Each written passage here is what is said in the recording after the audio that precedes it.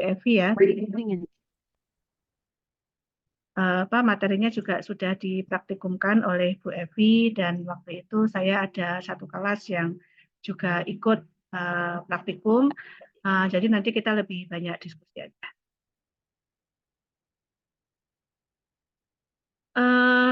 Sebelum nanti kita memahami tentang decision ya, decision nanti ada beberapa pemahaman yang harus dimiliki oleh mahasiswa, yaitu terkait dengan evidence base ya, evidence base guideline terkait dengan praktek dalam sistem layanan kesehatan itu seperti apa sih evidence base. Nah itu pentingnya seperti apa di dalam keterkaitannya dalam pengambilan keputusan.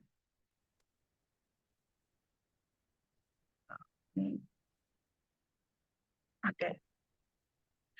Jadi terkait dengan pengambilan keputusan, ada banyak hal yang nanti saling keterkait ya. Jadi saling terkait termasuk adalah pemahaman sebagai seorang yang menjalankan praktek di bidang keperawatan, saudara harus menguasai terkait dengan apa sih praktek yang berbasis bukti. Karena kalau kita memberikan choice atau pilihan atau beberapa alternatif nanti yang harus kita sampaikan kepada pasien, tentunya harus berdasarkan bukti yang terbaik dan terkini. Nah, jadi nanti saudara harus memahami ya.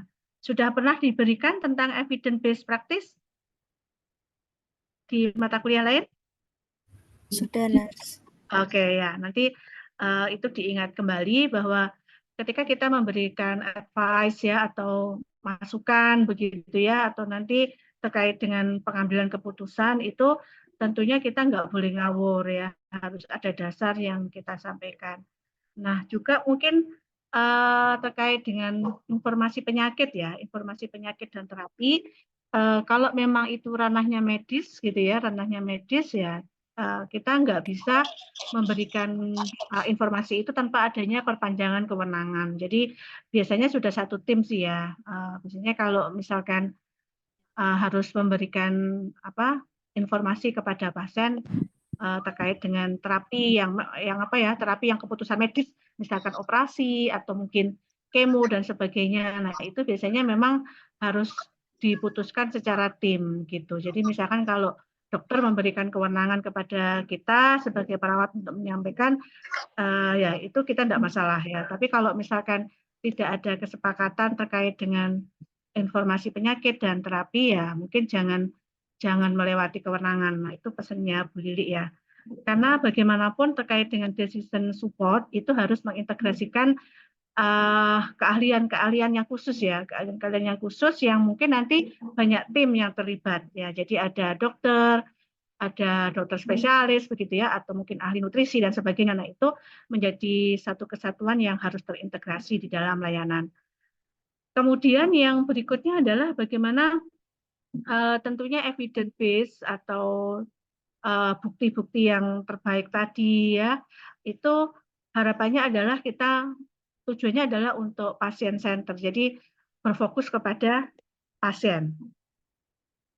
Nah, saya nggak akan mengulang ini, tetapi pada prinsipnya bahwa evidence based medicine, evidence based nursing, nah itu intinya harus ada bukti gitu ya, bukti. Nah, buktinya apa? Bukti yang terbaik ya. Bukti terbaik itu pasti hasil penelitian. Nah, hasil penelitian ini ya tentunya evidence based practice itu bisa diimplementasikan tidak ujuk-ujuk gitu ya, tidak ujuk-ujuk hasil jurnal pasti diimplementasikan, tapi harus menyangkut berbagai macam pertimbangan termasuk kebijakan ya, kemudian apakah memang praktek yang harus dilakukan berdasarkan research itu ya.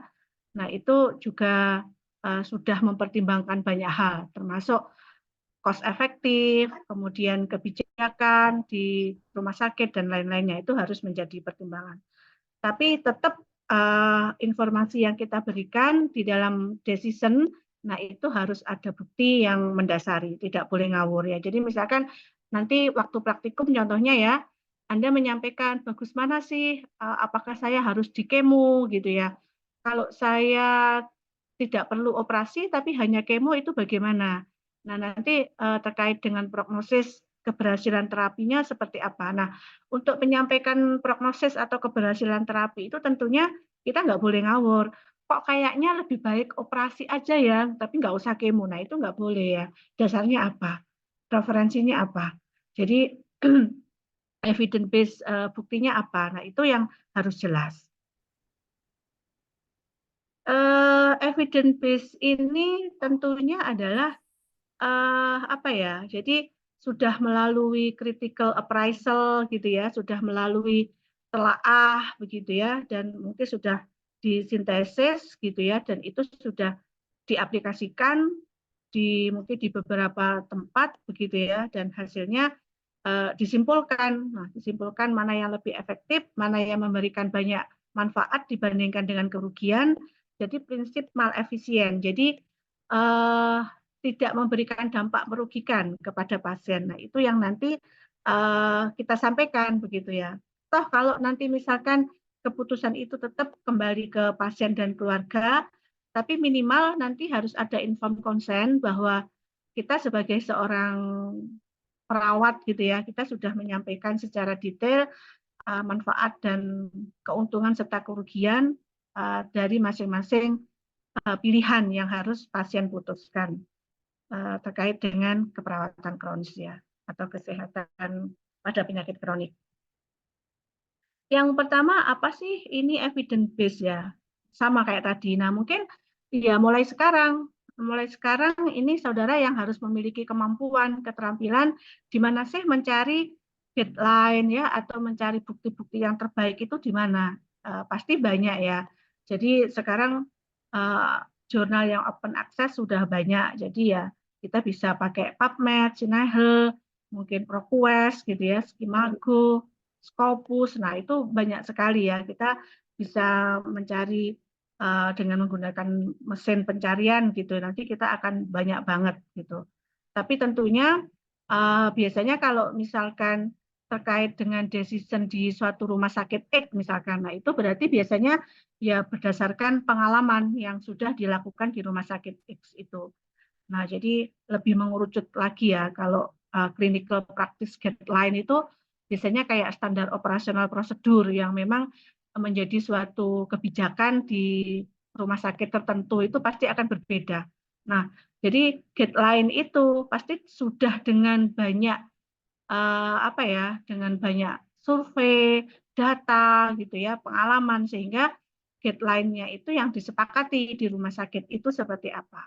Itu nanti yang harus diperhatikan ya. Jadi jangan sampai kita bekerja itu menyalahi guideline ya, menyalahi prosedur yang sudah ditetapkan. Nah, itu hati-hati karena sekarang apalagi pasien itu melek hukum ya, apalagi sekarang walaupun mungkin pasiennya mohon maaf secara pendidikan atau secara pengetahuan mungkin kurang baik, nah tapi banyak pihak gitu ya, banyak pihak di rumah sakit itu yang mungkin dompleng gitu ya, misalkan media massa dan lain-lainnya. Nah itu terkadang terkait dengan tanggung jawab dan tanggung gugat itu yang beresiko kalau kita melakukan praktek klinik yang tidak ada guideline yang jelas. Nah, kenapa sih guideline itu penting di dalam suatu pengambilan keputusan terkait dengan praktek klinis gitu ya. Nah, tentunya di dalam pelayanan itu kita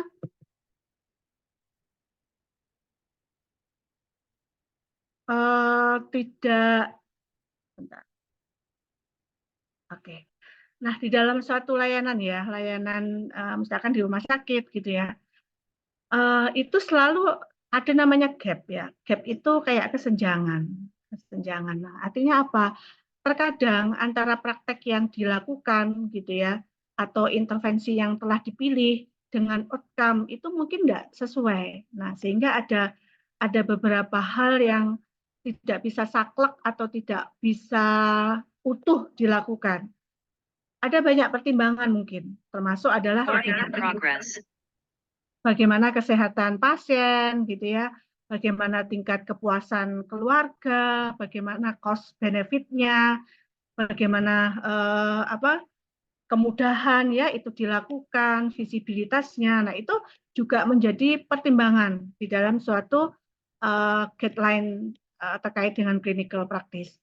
Nah, sehingga dengan standar yang sudah ada, itu memang kita tidak bisa menutup mata dengan adanya gap ya, gap-gap yang memang menjadi faktor confounding yang harus dipikirkan, sehingga nanti ketika decision itu diputuskan, tetap outcome-nya adalah bagaimana praktek itu bisa dilakukan dengan optimal dan dengan tujuan yang seoptimal mungkin untuk membantu menyelesaikan masalah pasien. Nah, ini nggak perlu ya, best practice. Terkait dengan guideline ya, terkait dengan guideline, panduan yang nanti bisa menjadi pertimbangan dalam decision, itu harus jelas didefinisikan kondisi pasien seperti apa ya, populasi itu mungkin misalkan pasien dengan penyakit breast cancer misalkan, dia nanya, nah diskusi dengan saudara, pasien bingung gitu ya.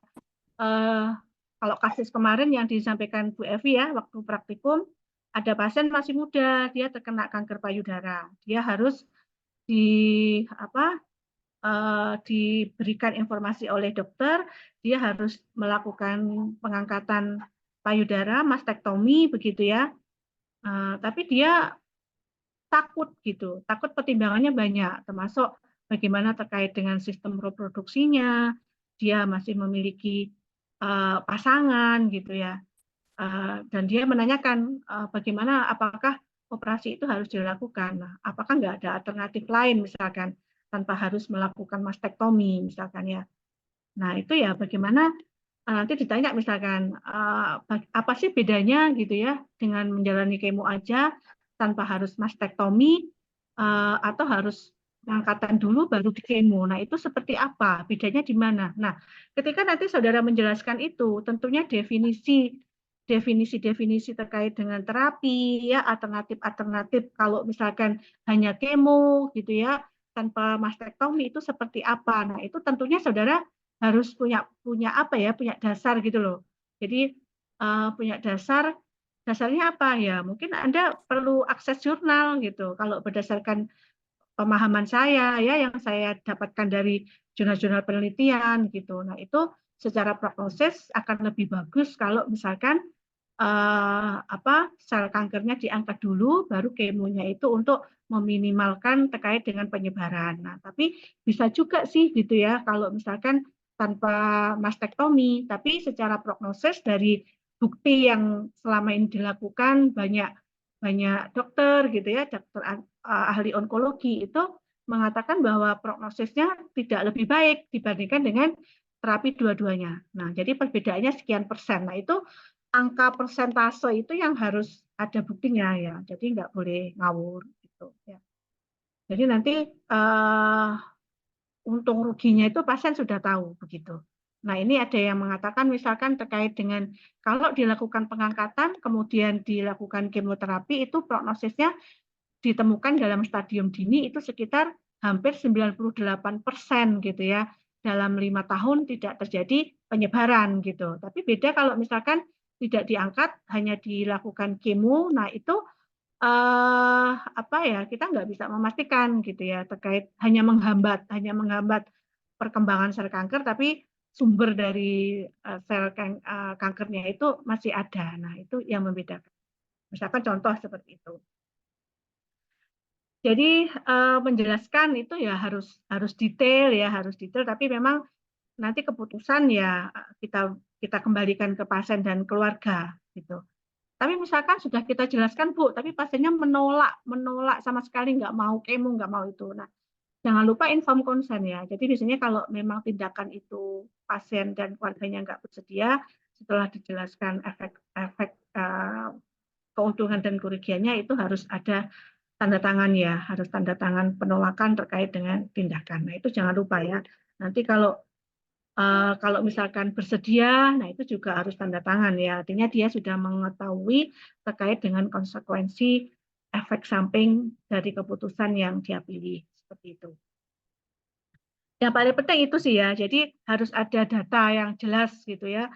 Harus ada informasi yang jelas, saudara, dalam memberikan guideline kepada pasien.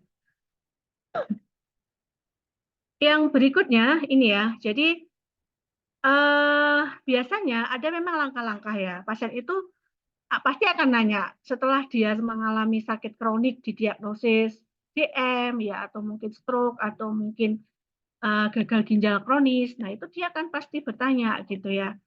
Apa yang akan dia lakukan penyesuaian terkait dengan adaptasi. Nah, itu juga harus disampaikan ya. Jadi memang lifestyle, nah itu juga akan mempengaruhi bagaimana suatu keputusan itu uh, apa efeknya itu pasti akan berbeda gitu loh ya.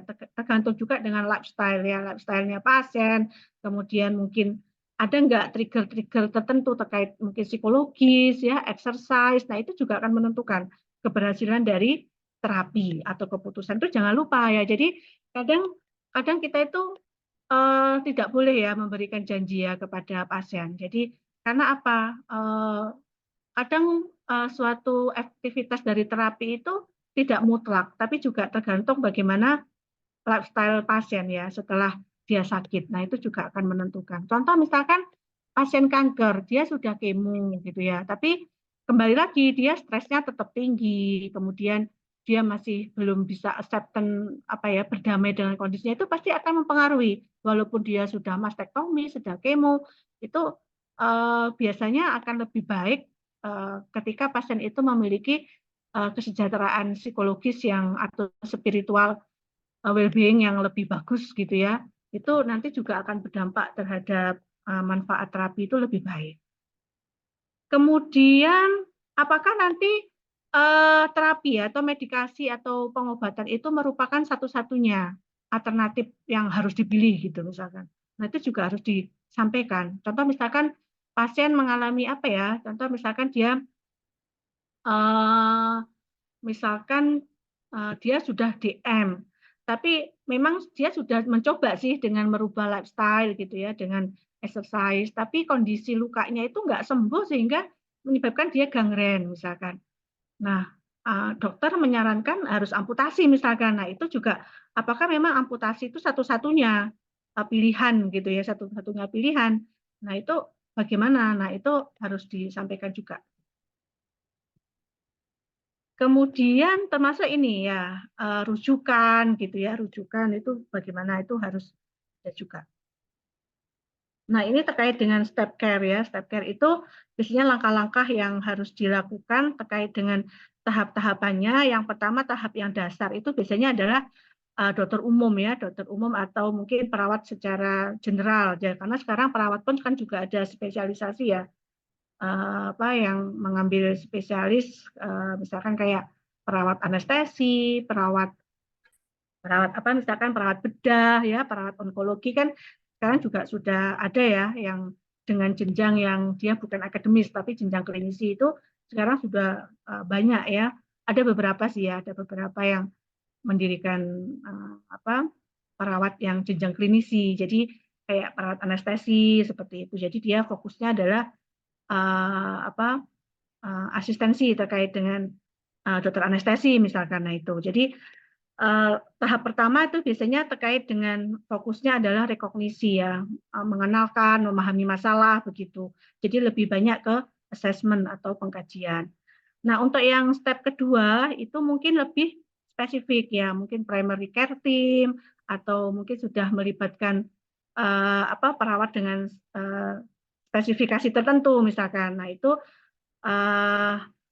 yang biasanya step 2 itu lebih lebih ke psikologis ya. Jadi lebih ke mencari ada nggak permasalahan psikologis yang terdampak atau mungkin nanti mempengaruhi pengambilan keputusan. Nah, mungkin ada depresi dan lain-lainnya. Nah, itu harus kita tangani terlebih dahulu ya. Jadi pasien itu kalau dia secara psikologisnya masih belum oke, nah mungkin nanti dia nggak bisa melakukan pengambilan keputusan dengan baik. Kemudian step 3 itu, nah ini, halo, ada yang belum di-mute? Nah, yang nanti yang tahap akhirnya, tahap akhir itu yang lebih spesifik lagi ya, mungkin untuk pasien-pasien yang rawat inap ya, mungkin perlu ada krisis tim atau mungkin terkait dengan kombinasi dan lain-lainnya. Ini contoh-contoh step care yang pada kasus psikiatrik ya, kasus yang psikiatrik. Nah, mungkin kasus-kasus yang lain pada prinsipnya semakin tinggi jenjang, itu biasanya timnya akan semakin spesifik dan kasus yang ditangani juga akan semakin spesifik. Artinya, apa ya, untuk melakukan suatu medikasi atau treatment yang perlu kolaboratif itu enggak mungkin hanya dengan tim yang tunggal, pasti dia akan melibatkan banyak hal. Mungkin dokter pun ya, dokter spesialis pun mungkin dia nggak semua diputusi sendiri. Ya, mungkin onkologi juga perlu dokter ahli radiologi yang khusus onkologi gitu ya. Mungkin terkait dengan anestesi yang dia sudah pain management gitu ya. Mungkin perawatnya juga perawat yang di onkologi kan ada ya, perawat onkologi sekarang juga sudah ada pendidikannya sendiri. Nah, itu contoh-contohnya. Jadi semakin spesifik kasus, nah itu membutuhkan tim yang semakin spesifik.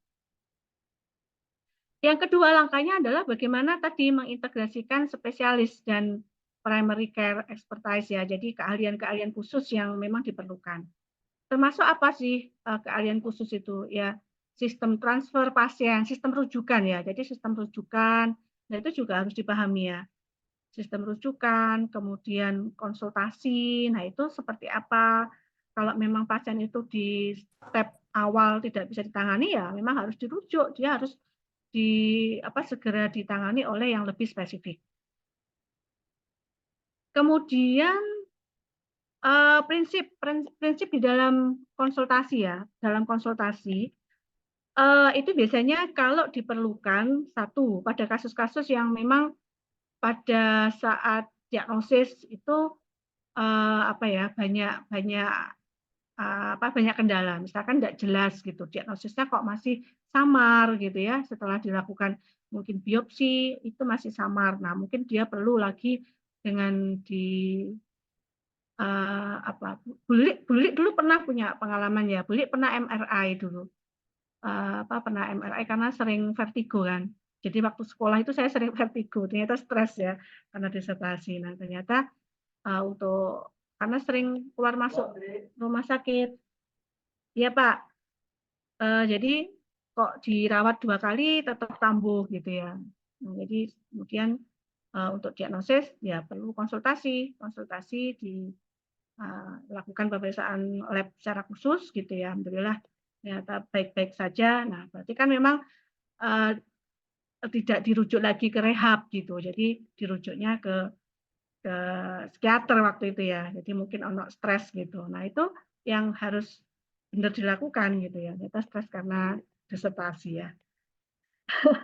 Ya, yang berikutnya ini contoh misalkan membutuhkan tadi terapi atau treatment yang spesialis atau yang khusus gitu ya.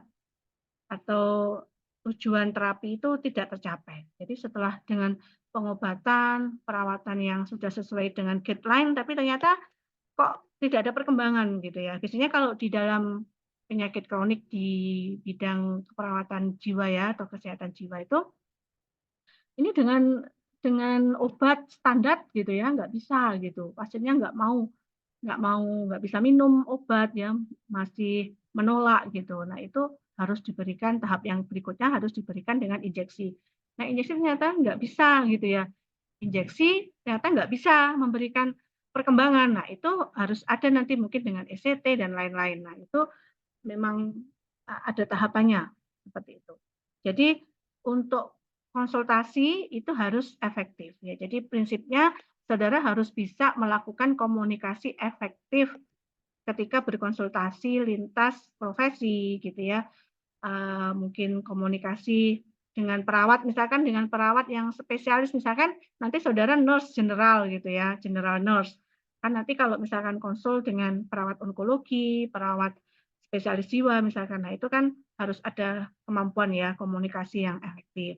Nah itu yang harus dipahami.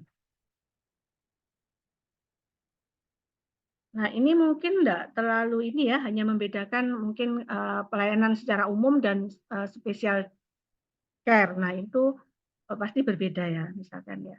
Jadi mungkin kalau saudara nurse nanti lebih banyak berperan di primary care ya. Kalau spesialis itu ya perawat yang spesialis.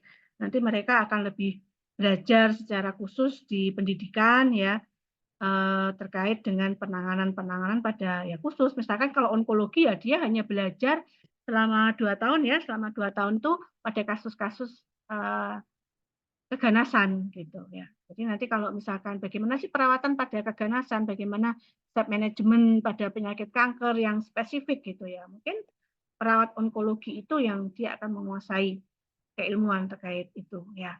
Jadi jadi kalau sebagai pelayanan primer itu ya bagaimana kemampuan untuk konsultasi itu harus bisa. Alasan untuk konsultasi kenapa harus dilakukan. Nah, itu harus paham gitu. Jadi nggak semuanya harus konsultasi kalau memang bisa ditangani secara primary care. Yang berikutnya adalah dalam hal konsultasi ya. Konsultasi itu prinsipnya adalah bagaimana kita mengintegrasikan keahlian-keahlian yang khusus ya dalam penanganan kasus kronik. Pasti yang pertama adalah agreement ya, agreement, persetujuan ya. Jadi persetujuan bersama di dalam suatu keputusan untuk pasien. Kemudian apa? Ada kunjungan nanti. Harapannya adalah ada alternatif terkait dengan visite atau penanganan secara spesial ya. Terus kunjungan ya, kunjungan itu maksudnya kayak visite ya. Visite itu kayak rawat bersama yang memang harus dibutuhkan tadi expertise yang spesial tadi. Kemudian apa? Nah kalau untuk keperawatan biasanya ini ya dengan melibatkan nurse case manager. Jadi ada kan kita juga ada jenjang-jenjangnya ya perawat itu ya. Mungkin perawat pelaksana, kemudian perawat manajer ya. Nah itu ada. Nah itu pasti akan melibatkan secara manajemen pasti juga akan terlibat. Kemudian yang berikutnya di dalam decision yang pertama tadi yang banyak yang sudah saya jelaskan termasuk konsultasi. Nah berikutnya adalah komunikasi. Nah komunikasi itu di mana-mana pokoknya penting ya. Pokoknya penting komunikasi. Nah jadi yang tahu kemampuan saudara yang bisa mengukur adalah kita sendiri. Jadi kalau misalkan kok aku masih belum optimal ya dalam berkomunikasi baik secara interpersonal ya, interpersonal dengan orang lain atau komunikasi dalam grup. Nah, itu memang harus belajar ya. Jadi bagaimana telepon ya, komunikasi melalui telepon atau komunikasi tatap muka ya, atau komunikasi dengan surat ya. Mungkin surat itu kayak direkam medis gitu ya, atau mungkin dengan menulis dokumentasi itu termasuk bagian ya. Oke, atau email ya. Kalau di luar negeri email. Mungkin kalau di kita jarang ya email. Ya mungkin kalau bisa digunakan ya it's okay, tapi mungkin jarang digunakan ya di Indonesia. Mungkin yang paling banyak telepon ya atau melalui dokumentasi di daily reportnya dari pasien tuh bisa juga. Nah termasuk konsultasi telepon itu ya, konsultasi telepon tuh nanti ketika saudara berkomunikasi misalkan dengan dokter spesialis misalkan contoh ya. Nah, itu kalau misalkan dokternya memberikan advice, nah itu harus ada saksi. Jadi kalau bisa itu ada orang lain gitu yang mendengarkan. Jadi diulangi. Ya, jadi dok nanti terapinya adalah obatnya misalkan diberikan obat apa misalkan ya. Obat apa misalkan? Misalkan metformin gitu ya, misalkan untuk pasien DM. Dosisnya dirubah ya dok ya, yang awalnya 0,5 miligram kali 3 kali sehari dirubah menjadi 1 miligram kali 3 gitu. Nah itu diulangi lagi. Jadi orang yang di samping Anda itu mendengar. Ya, jadi kalau misalkan nanti ada kesalahan apa itu ada orang lain yang mendengarkan konsultasi. Yang berikutnya adalah pasien provider communication. Ya, itu penting ya. Jadi komunikasi dengan pasien.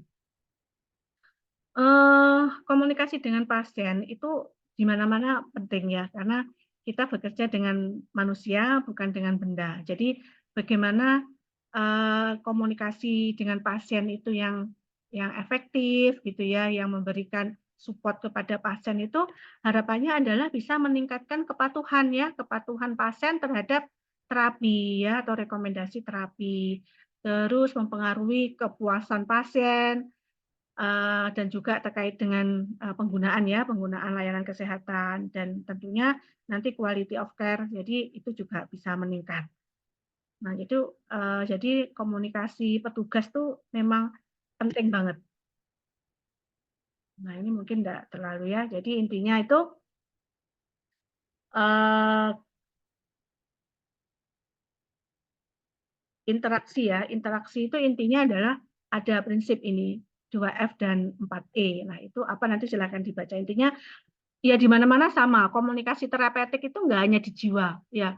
Kita berinteraksi pada kasus penyakit apapun, ya baik itu akut atau kronik ya, terutama kronik. Nah itu pasti kita adalah bagaimana meningkatkan empati ya, kita empati pada pasien, ya meningkatkan pasien itu untuk selalu trust dengan kita, terus kita memberikan edukasi pasien secara efektif dalam memberikan penyampaian informasi gitu. Jadi kalau terkait decision itu, eee, kita memberikan pemahaman kepada pasien. Jadi tidak sepihak ya komunikasinya. Jadi pasien tuh harus benar-benar diberikan kesempatan untuk dia belajar juga, biar dia itu terlibat penuh gitu ya, terlibat penuh di dalam pengambilan keputusan, itu yang paling penting. Jadi jangan sampai cuma, "Pokoknya kalau kemo itu ini, mastektomi ini," gitu. Nanti tergantung Ibu mau milih yang mana, bukan seperti itu. Tapi coba Ibu pahami ya, coba ya pemahaman Ibu sejauh apa sih tentang kemo, apa yang Ibu takutkan, apa yang sudah Ibu dapatkan informasi. Nah, itu penting ya karena, biasanya decision dari pasien itu juga ditentukan oleh, informasi-informasi dari luar petugas. Nah, takutnya informasi yang dia, miliki itu justru informasi yang salah gitu. Nah, itu kita pengen tahu juga gitu ya. Jadi decision-nya itu, karena kalau kita nggak mengkaji itu, nanti kita nggak memahami ada faktor apa sih yang mempengaruhi pasien itu dalam membuat suatu keputusan.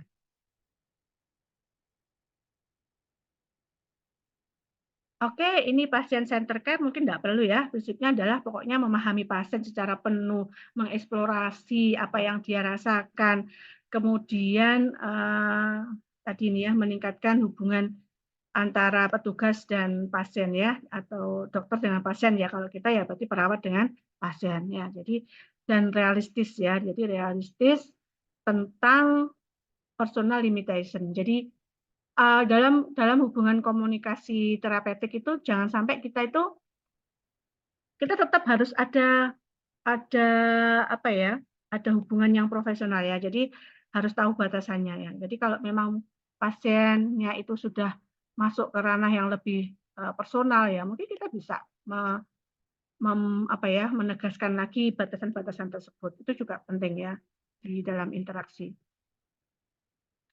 Oke, ini mungkin tidak perlu ya, saya rasa sudah cukup ya, Anda paham harus menggunakan pendekatan secara holistik, biopsikososial diperhatikan, kemudian menganggap pasien itu sebagai orang gitu ya, bukan objek ya. Jadi sama-sama kita memiliki power yang mutual mutual equal ya, sama gitu ya. Jadi memiliki responsibility yang sama, kita memberikan informasi yang jelas, pasien membuat keputusan, dia harus sudah dianggap dewasa, kecuali anak-anak ya, kalau anak-anak ya memang dia nggak, masih harus didampingi, begitu. Kemudian ini enggak perlu ya komunikasi, mungkin langsung aja, komunikasi kan sudah belajar banyak ya, tentang kontak mata, kemudian gestur, terus, apalagi, verbal, nonverbal itu harus benar-benar diperhatikan, gitu.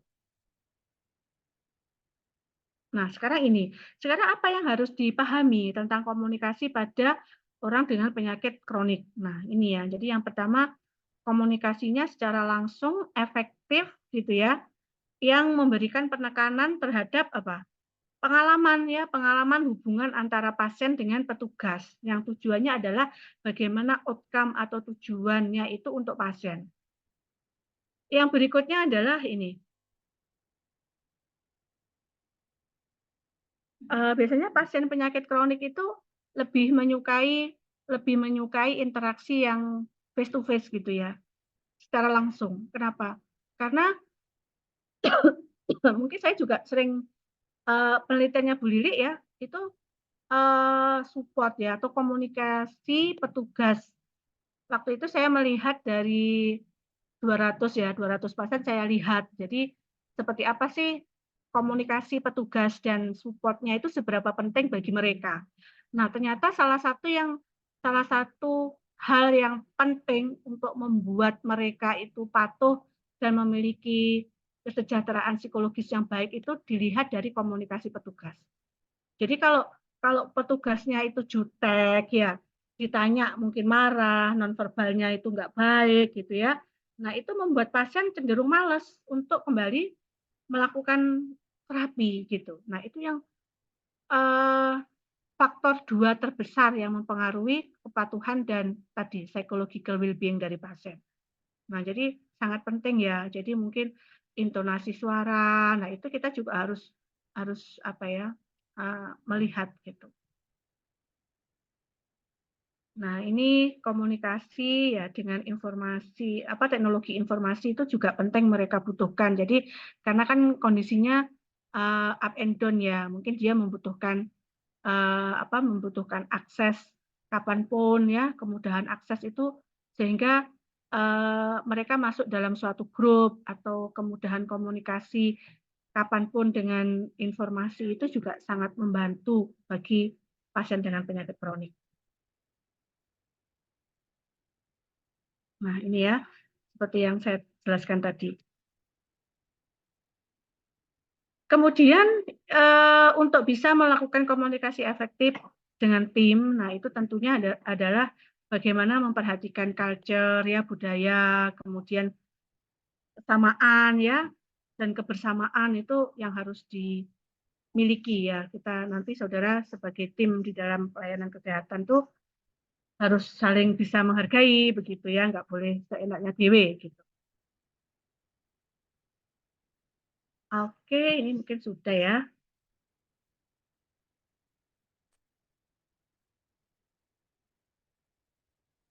Nah, sekarang ini, dengan cara apa sih? Tentunya kalau tadi tahap-tahapannya sudah kita lakukan, tapi kita sudah bisa berkomunikasi efektif, kita sudah bisa berkonsultasi melalui tim, sudah bisa bekerja dengan tim, pasien juga sudah trust gitu.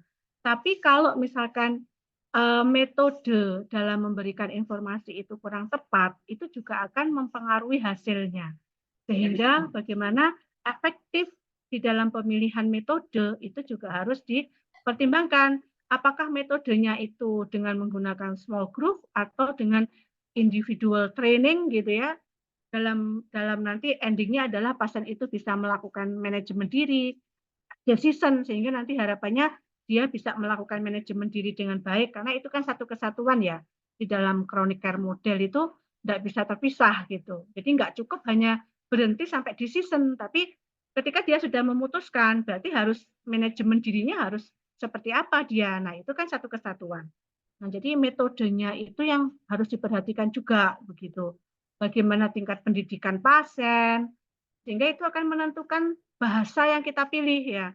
Sudah tahu pasiennya mohon maaf pendidikannya rendah misalkan. Nah, Anda menjelaskan dengan menggunakan bahasa medis. Nah, itu juga tidak tepat.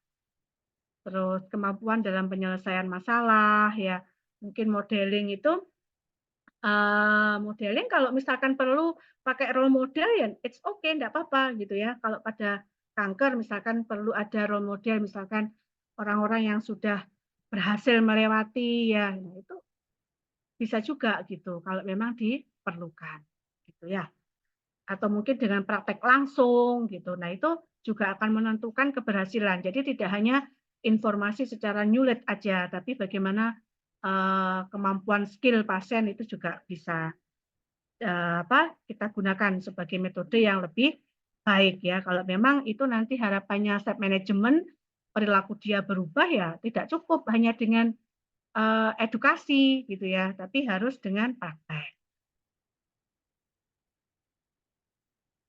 Oke, untuk metode edukasi yang baik ya tentunya sama sih sebenarnya ya dengan prinsip-prinsip kita memberikan edukasi secara umum atau Penkes secara umum. Tapi di dalam penyakit kronik itu harus benar-benar yang pinter itu pasiennya juga. Jadi nggak bisa sepihak begitu ya. Jadi itu yang harus diperhatikan. Kemudian yang tahap yang keempat, self evidence based guideline and information with patient. Nah, ini tujuannya. Jadi dari bukti-bukti dan tahap-tahapan tadi, intinya adalah bagaimana sih pengambilan keputusan kan gitu. Jadi pasien dan klinisi ya, clinician itu biasanya dokter ya. Nah itu dalam memberikan informasi gitu ya. Nah itu memang secara detail gitu ya. Kembali lagi tadi saya informasikan, kalau memang itu ranahnya adalah ranah yang kolaboratif gitu ya, kita harus memahami itu. Jadi kalau terkait dengan medical treatment atau disease, nah itu kan kewenangannya medis ya. Nah itu memang harus ada pemberian kewenangan dulu, baru boleh kita menyampaikan gitu. Tapi kalau misalkan nanti secara umum terkait dengan perawatan, apa aja yang harus mereka siapkan dalam treatment medis itu, nah itu kewenangan kita. Nah, saudara harus tahu terkait dengan ranah-ranah itu. Jangan sampai tumpang tindih itu pasti ada dalam layanan. Tapi yang paling penting kita mengetahui bidang kita apa, nanti aspek kolaboratifnya apa, dan di aspek kewenangan apa. Kewenangan itu biasanya dokter memberikan kewenangan kepada kita, tidak masalah itu ya, karena memang ada gitu ya area terkait dengan perpanjangan kewenangan. Silahkan ya, tidak masalah, tapi yang penting rambu-rambu itu harus dipahami. Kemudian berpartisipasi di dalam proses pengambilan keputusan, di mana pasien nanti endingnya adalah setuju terkait dengan action atau tindakan yang harus mereka lakukan gitu. Jadi intinya ke sana. Dalam menyampaikan decision making, share decision making itu intinya adalah bagaimana conversation yang baik yang dilakukan antara clinician gitu ya, termasuk secara utuh. Jadi benefitnya apa, kemudian kerugiannya apa, nanti dampaknya seperti apa gitu ya. Mungkin ada nggak alternatif yang lain, kemudian therapeutic option-nya seperti apa, kemudian apa yang harus mereka lakukan dan apa yang harus mereka cari nanti gitu ya. Sehingga keputusan itu harus secara apa ya, dipahami secara utuh oleh pasien. Jadi jangan sampai kita memberikan share decision making itu dari aspek positifnya aja, tapi kita nggak menyampaikan bahayanya apa ya, nanti kerugiannya apa. Nah itu nggak boleh ya. Jadi artinya ketika pasien dan keluarga itu sudah memutuskan tuh dia sudah bisa mempertimbangkan negatif dan positifnya. Nah, ini pendekatan di dalam pengambilan keputusan tadi ya. Jadi intinya kita memfasilitasi diskusi yang produktif gitu ya. Pasien tahu dia mungkin harus membaca dulu, harus mengetahui dulu, merenungkan dulu gitu ya. Nanti kalau misalkan sudah membaca apa yang dia tidak paham, kira-kira beratnya apa, nah itu yang nanti didiskusikan. Oke. Itu ya. Yang berikutnya ini, jadi jangan lupa ya, nanti kita kaji ya terkait dengan value pasien ya, kemudian pilihan dia apa sih, preferensinya dia apa gitu. Dengan cara apa ya? Lebih banyak kita menggunakan pertanyaan cara terbuka. Kalau menurut Bapak dengan dokter menginformasikan harus misalkan melakukan kemoterapi ya dan juga pengangkatan payudara pada istrinya itu seperti apa dari pandangan keluarga misalkan. Nah, dari ibu sendiri bagaimana? Nah, kira-kira apa yang dipikirkan gitu. Nanti kan dia menyampaikan ya banyak hal. Nanti berkembang dari situ diskusinya. Kemudian yang berikutnya adalah mendemonstrasikan empati ya. Jangan lupa ya empati ya. Ketertarikan kita untuk bisa membantu pasien ya, untuk bagaimana dia treatment itu nanti bisa berimpact terhadap kehidupan pasien. Nah, itu juga Kita harus tahu gitu ya, karena pasti nggak mudah ya untuk membuat keputusan itu ya. Kalau misalkan memang harus pasien harus memilih waktu gitu ya, misalkan menunda waktu ya silahkan, tapi kembalikan bahwa memang keputusan ini harus segera dilakukan, tapi kalau misalkan ibu dan keluarga masih mempertimbangkan gitu ya, mempertimbangkan silahkan, tapi tidak boleh lama-lama gitu. Berapa hari harus segera kembali ya, jangan sampai menunggu bulan ya, 3 bulan lagi baru kembali. Nah, nanti efeknya adalah sel kankernya kemungkinan juga akan semakin berkembang dengan cepat gitu. Misalkan ya. Kemudian mensupport terkait dengan diskusi itu tujuannya adalah untuk tujuan kepada pasien dan prioritas dari aspek pasien, kemudian agreement ya, persetujuan ya itu juga harus ada ya, harus ada. Jadi decision making itu harus ada buktinya. Jadi tidak boleh hanya sebatas lisan ya, harus ada data dukung. Oke. Nah, ini saya rasa hampir sama. Jadi setelah kita ini ya, jadi ini singkatan ya, approach itu singkatan ya. Ada share, approach itu share itu mencari seek pasien, participation, kemudian help pasien untuk mengeksplorasi dan membandingkan treatment yang ada ya, mungkin apa sih yang ada kalau nggak mau mastektomi misalkan atau langkah-langkahnya atau jenis-jenisnya banyak misalkan. Nah, itu biasanya yang tahu adalah dokter ya kalau terapi. Kalau kita di perawatan misalkan apa ya contohnya ya? Contohnya misalkan karena biasanya itu input satu kesatuan sih ya, jadi nggak terpisah gitu. Jadi kita pun juga harus memahami terkait dengan treatment secara medis itu kita juga harus menguasai. Jadi jangan sampai, aduh Pak, maaf ya, saya juga nggak kurang tahu tentang mastektomi itu apa, atau kemoterapi itu seperti apa, saya kurang tahu. Nah itu nggak boleh juga kita seperti itu di depan pasien ya. Oke, kemudian diputuskan gitu ya, decision-nya dibuat, kemudian dievaluasi decision yang sudah diambil dan intervensi yang sudah dipilih oleh pasien itu seperti apa. Mungkin ada hambatan, atau ada keterbatasan pasien, atau mungkin adakah efek samping yang terlalu berlebihan misalkan ya, atau mungkin bagaimana terkait dengan benefit yang dirasakan oleh pasien, itu ada perkembangan atau enggak. Nah itu juga terkait dengan proses penyakit, nah itu harus dievaluasi.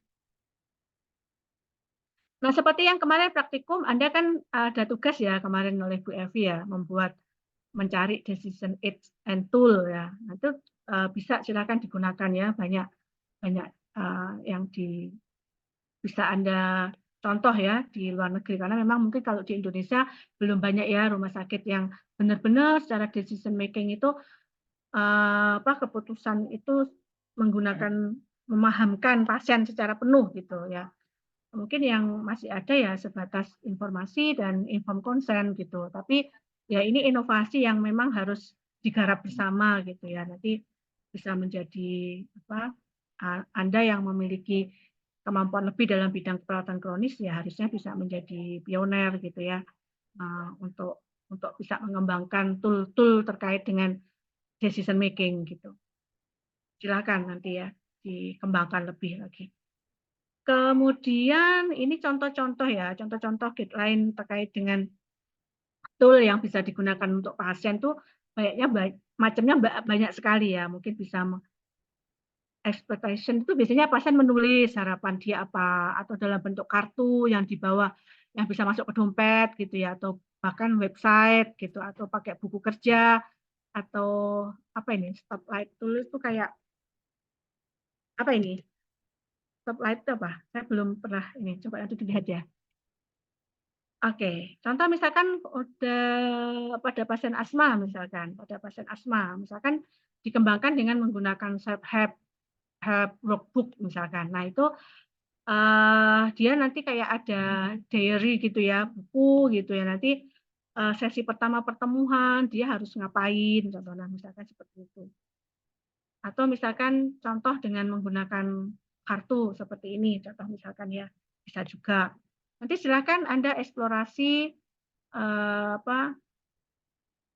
dengan decision kemarin kan lebih ke arah terapinya ya. Misalnya kalau ini nanti seperti apa, ini seperti apa. Nah, ini mungkin nanti bisa di-combine dengan self management ya, kayak gini ya. Mungkin nanti endingnya karena memang kalau decision itu pasti akan lanjut ke perubahan manajemen diri pasien.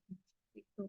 Jadi dia kayak punya kartu yang misalkan saya harus tidak boleh berhenti injeksi insulin gitu ya. Saya harus selalu mengecek gula darah saya minimal ya 2 sampai 4 jam lah ya setelah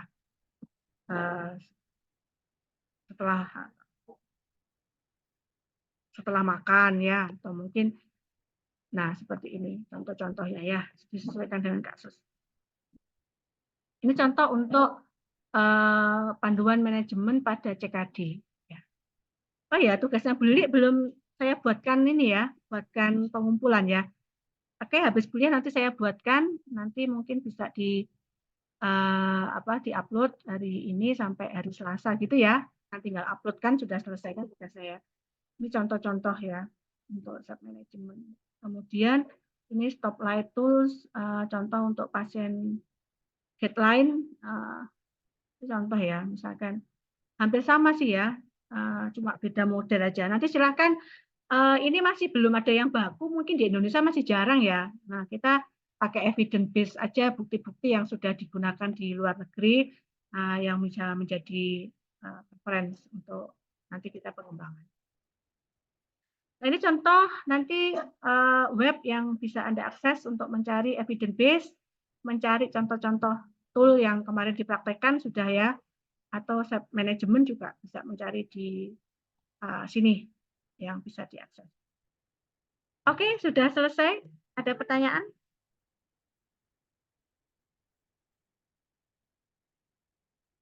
Apakah ada pertanyaan? Tidak ada? Sudah Halo? jelas. Sudah jelas. Oke, kalau tidak ada, bisa kita akhiri ya. Nanti saya informasikan ke PJ untuk pengumpulan tugas kemarin terkait dengan contoh self management ya pada kelompok. Oke, kalau tidak ada, terima kasih atas waktunya. Selamat menjalankan ibadah puasa. Anda libur juga ya ini ya, libur. Beli mohon maaf ya mungkin selama berinteraksi ada salah atau sesuatu khilaf yang Beli sengaja atau tidak. Mudah-mudahan sehat dan sampai ketemu lagi di Ramadan berikutnya. Selamat berlibur merayakan Idul Fitri nanti ya. Semua mudik kan ini ya? Sudah mudik? Belum, Nurse. Belum, Nurse. Lo kok belum kan libur Senin? Ya udah Kan baru UTS. Oh iya, wes semangat ya, nggak apa-apa. Nanti habis ini kan libur lama, libur tanggal 8 sampai tanggal 16. Dinikmati, kalau bisa diselesaikan dulu tugasnya biar libur hari rayanya menyenangkan, tidak kepikiran tugas. Oke, saya akhiri. Mudah-mudahan bermanfaat. Sekali lagi terima kasih dan mohon maaf. Selamat sore. Assalamualaikum warahmatullahi wabarakatuh. Waalaikumsalam Waalaikumsalam warahmatullahi warahmatullahi wabarakatuh. wabarakatuh. Sehat Terima selalu. kasih, Nurse. Terima kasih, Nurse.